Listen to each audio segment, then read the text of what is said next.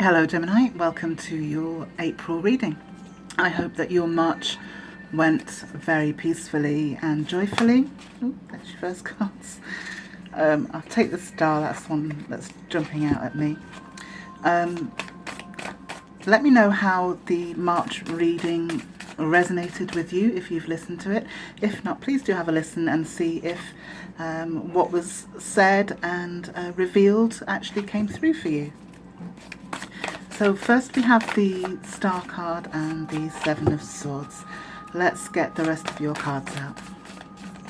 If you haven't already, Gemini, please do click the like and subscribe. I would really appreciate your comments, and if you feel to share, I would be very grateful. Okay, thank you, Spirit. Please give us guidance for Gemini for April.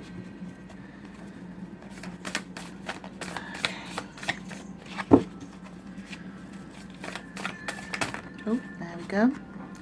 I'll take the first one that hit the deck, which was the Knight of Cups. I'm seeing him quite a lot through different readings that I'm doing. Let's see how he's going to show himself.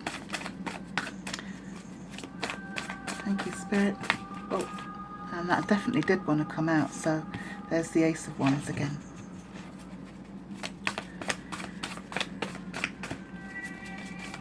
Oh.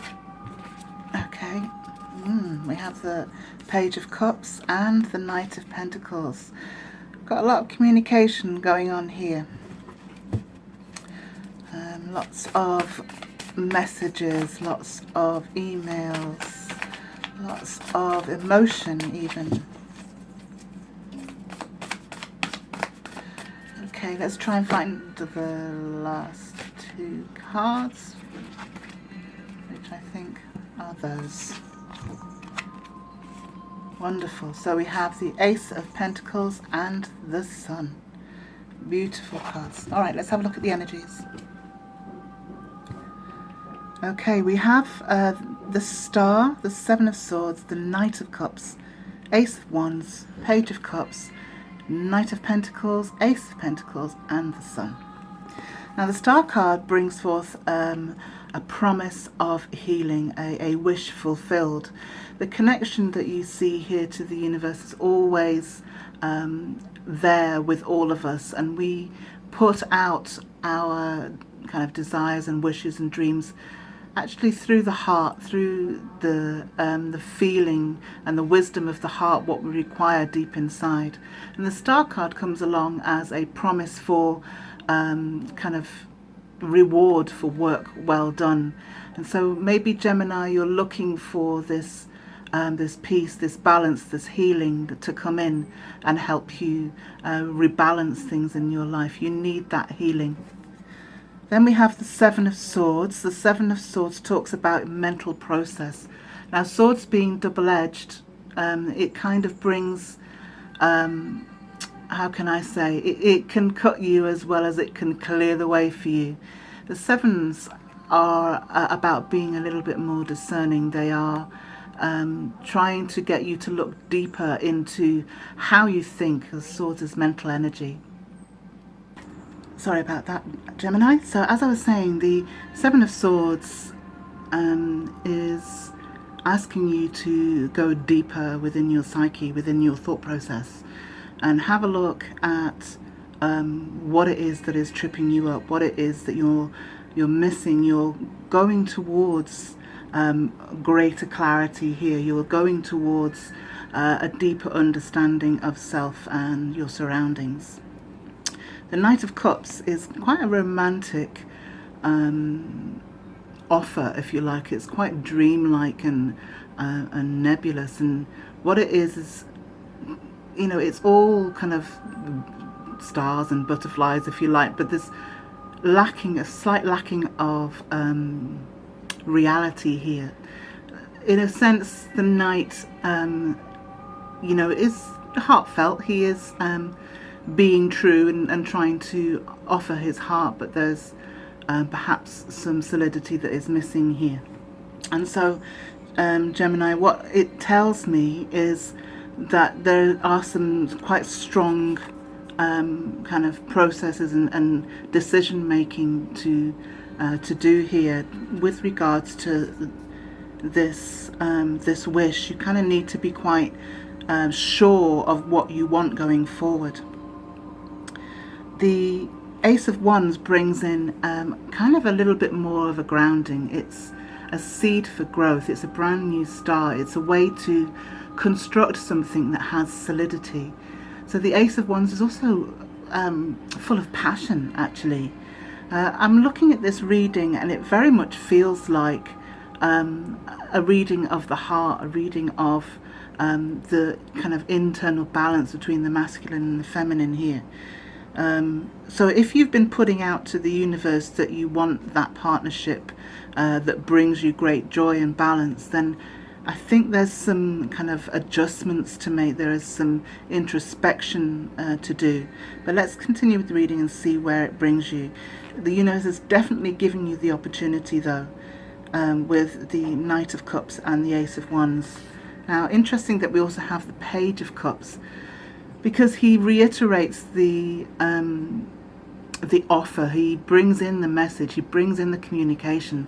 But as you can see, he's not grounded. His feet aren't on the ground, quite literally. And I don't know if you can see in the top corner here a little pig with wings. So pigs might fly, and it's kind of an innocent offer. It's an innocent, or maybe naive is the better word. It's a naive offer, a naive message, perhaps one that hasn't got great clarity or depth to it. And so this is why we have the Seven of Swords up here. It's asking you to look at your process of wishing, your process of thinking, and kind of get some reality about it. The reason why I'm saying that is because I have the Knight of Pentacles here. Now, the Knight of Pentacles is about slow and steady growth. It's about being very grounded. He's the only knight in the pack that moves slowly, and with determination and great discipline. He has his feet on the ground, and he knows how to make things work for his benefit, because he's literally walking instead of riding his horse. So he's giving his horse a break. So that shows me that he has longevity on his mind. And what I want to see here with all of this energy is this view towards longevity, this discipline, this inner discipline and desire to ground something, to manifest something for the future. Coming under the Seven of Swords, it makes an awful lot of sense to me that your new start needs to be something that is worthwhile in the long term.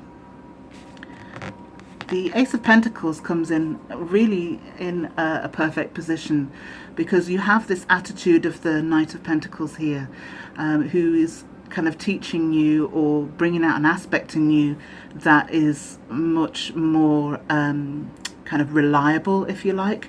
And then we have the Ace of Pentacles here giving you this new opportunity, this new start. It could well be in terms of your foundation, your resources, your work and career. But I feel as though this is very much a grounding kind of linchpin, if you like. It's helping you to understand that from these seeds you can grow something that has longevity and that will bring you stability and peace. And then we have the most beautiful card, the Sun. Now the sun's light is very literal. It shines light on everything, and everything is as you see, as opposed to the moon, for example, which casts a very different light, a very surreal light, and highlights things that perhaps they won't appear the same in the moon's light as they do in the sun. The sun is very nourishing. It's got our backs, literally. It feeds us and supports us. And so this is the universe saying, look, we're guiding you along the way. We're wanting to direct you towards these blessings and this sustenance and support. But there's some work here to be done in terms of your view on things and how you look at reality, if you like, how you perceive things, how you you process. Ask yourself where the roots are of your processes, if they're still valid, if you're going to be growing something that has kind of a cleverness about it, as with the spider's web that you see here in the Ace of Wands. Now, I'm going to draw some clarity cards for these. Okay, so drawing clarifiers for the top row first of all. Okay, Spirit, please give me clarity for Gemini. Wow, that's quite a lot. I'll reshuffle. Oh, there we are. Okay, we have the Nine of Swords, and this is kind of a bit of a theme right now in the air signs. Let's see for the... Okay, I've got a very chatty set of cards here, so bear with me. Okay, Seven of Swords, please, Spirit.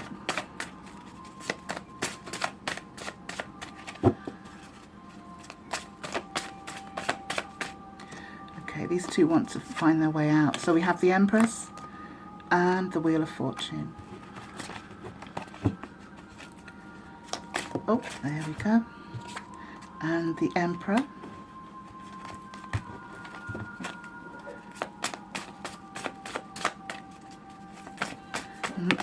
Thank you, Spirit. So first one, oh, I've got three there.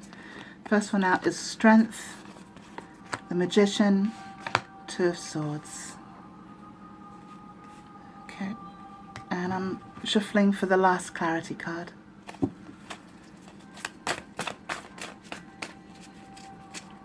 Doesn't want to go in. Page of Wands does not want to go back in the deck, so I'll take him. Alright, let's have a little look at the energy, Gemini.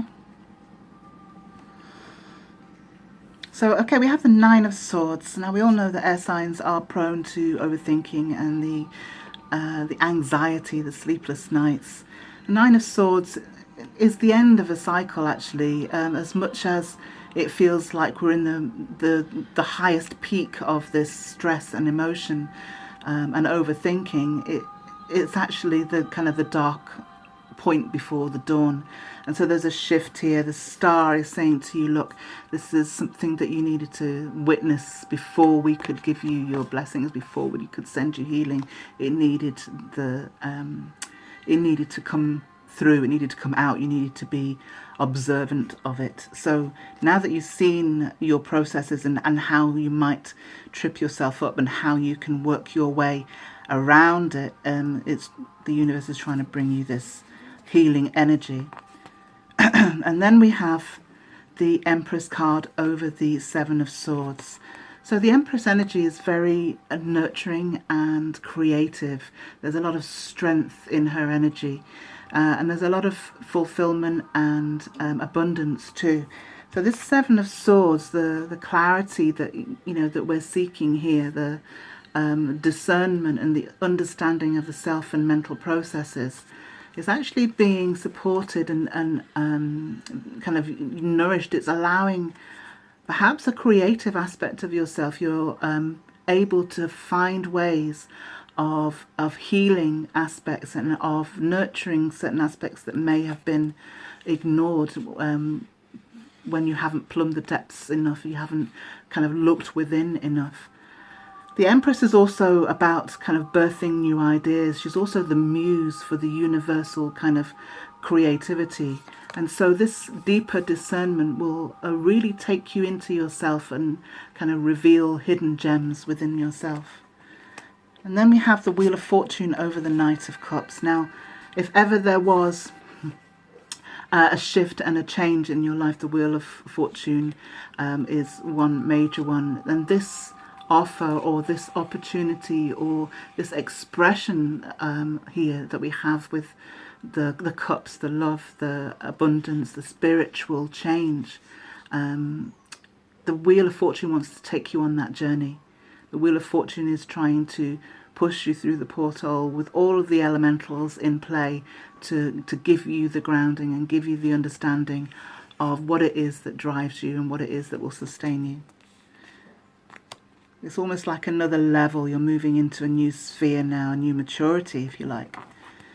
So the Emperor over the Ace of Wands, as I say, the Ace of Wands is the new seed, is the new growth, is the opportunity. And the Emperor knows exactly what to do with that. He's very fiery and passionate too. He's Aries ruled, so we have this very strong and martial energy to create, to shift things, move obstacles, to kind of move forward in a very kind of basic almost way, but there's wisdom to this with the Emperor. It's not as childlike as the kind of Aryan energy. There's an age-old wisdom to this as well.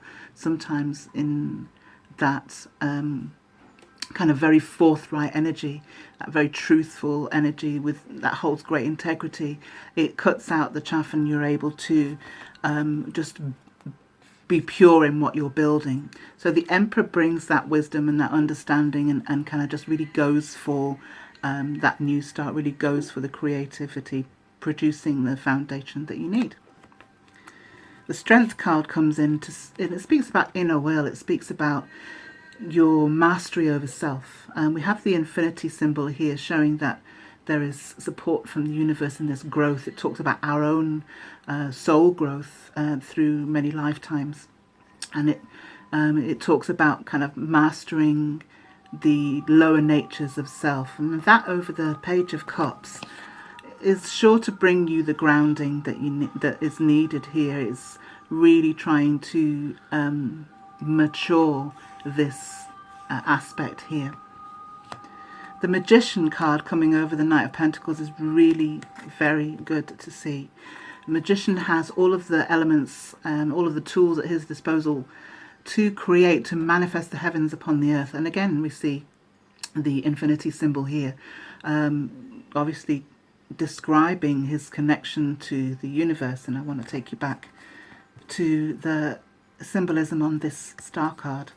So what it's saying to you here is you have the ability to create that which you want. I think the aspects that we've seen earlier in the cards is about being more discerning. The Magician is able to bring the alchemy together. He's able to manifest something through acting as a channel for light and love and balance and righteousness. So have a look at this steady growth of the Knight of Pentacles, this discipline, and then see the magic of the Magician and understand that there needs to be these two aspects, this alchemy, for it to happen and to have longevity. And then the Two of Swords over the Ace of Pentacles. Now, this is interesting for me because we have the Ace of Pentacles trying to ground you, trying to give you the kind of resources to start this new journey, as with the Wheel of Fortune here. And then we have the Two of Swords. Now, swords obviously are of the air element, Gemini. So what we have is emotions in the background. This great body of water behind this lady signifies to me dealing with emotions within. And you notice she has the blindfold and she has the two swords to represent a decision to make. And the new moon here in the sky indicates that a new start is needed, and we've had all of the aces already in your reading. So what this says to me is that there is a need to go within and plumb the depths and remove the blindfold and decide to look at things as they are. And as soon as you look at things as they are, you're able to make a clear choice. That is when your choice becomes clear, is when there is truth about what you are seeing and witnessing and experiencing. So coming over the Ace of Pentacles, there is a need to look within and look at this decision and look at these emotions and find out why you're holding yourself back from this opportunity. Page of Wands is another message and opportunity coming in. It's another new start. Coming under the Ace of Wands really reinforces this creative energy. The Ace of Wands, the Emperor, very strong and creative energy, and then a Page again and the Sun, which is nourishing underneath. So for me, there's a huge shift here in terms of what you're going to be, how you're going to be doing things. I think it's a whole new attitude, a whole new perspective, and I believe that you now understand the way to balance both the mundane, if you like, and the discipline, and the little bit of magic and fairy dust that you contain. I'm going to get 2 advice cards now, Gemini.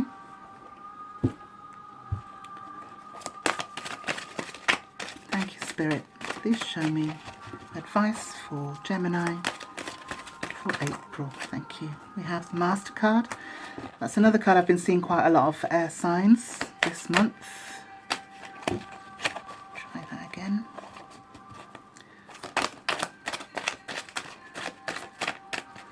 The cards are really jumping today, so bear with me while I try to get them in order.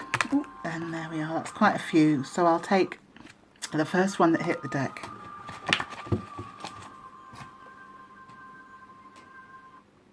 And then we have the Master card and the We Are the World card. Now the Master card speaks about this channel within you, this connection to the universe that we've seen throughout your reading, the opening of the crown chakra, which is your connection, your cord, your insight or your channel to the universe. And this gentleman has mastered the use of this connection. He is able to open and connect at will, if you like. And so this is where your superpower lies, if you like, Gemini. You have the ability to work on that and get that working very smoothly, should you choose to allow things to manifest through you and to be the creator of magic here on Earth. Then we have We Are the World. Well, obviously, to me, it speaks about service. It speaks about your energy and your skills and your kind of particular fingerprint in this life being a contribution and an essential part of what is needed right now. And so what they're saying to you is don't think small. Don't focus solely on your stresses and worries, to see the bigger picture, actually, because it will bring you out of kind of being in your head a little bit and help you understand that this was kind of meant to be and this is where you are, and to be in full joy about who you are and what you're doing here. I'm going to pull one outcome card, for April, and see where we're going. There's very much a growth here, Gemini. It's really good to see you're coming into your power, if I can say that.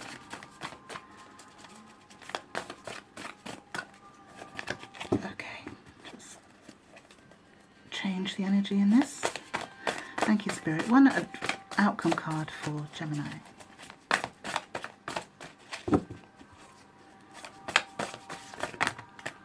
Wow, okay, we've got the Gemini card facing us, so I'll take it. So it speaks about personal alchemy. The Lover's card is about choice. It's about a choice to, sometimes about a relationship, sometimes about how we move forward with somebody.